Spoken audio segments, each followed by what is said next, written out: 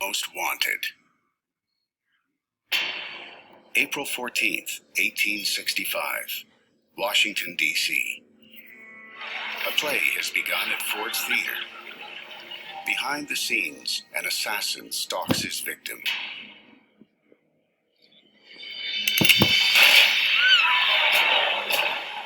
The shooter leaps to the stage. In Latin, he cries, "Thus always to tyrants," and then he flees.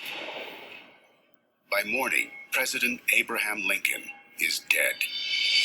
And the assassin, John Wilkes Booth, is the most wanted criminal in the United States. The nation is stunned. How could this have happened? In 1860, America was a country divided over the issue of slavery. Abraham Lincoln was elected president with a vision opposing the expansion of slavery into the Western territories. But Southern slaveholding states were against him. They feared that Lincoln would outlaw slavery in the South, and their fortunes depended on the unpaid labor of enslaved workers. 11 Southern states broke from the Union and formed their own nation. They called themselves the Confederate States of America, or the Confederacy. The country was now split in two. The stage was set for war, and the future of America was at stake. The Civil War began in 1861.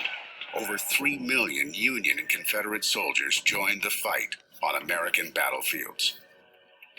In 1863, Lincoln signed the Emancipation Proclamation. It declared all enslaved persons in the South forever free. Newly freed men joined the Union effort and helped turn the tide of the war. On April 9th, 1865, General Robert E. Lee surrendered his Confederate Army to Union General Ulysses S. Grant. It was over for the Confederates.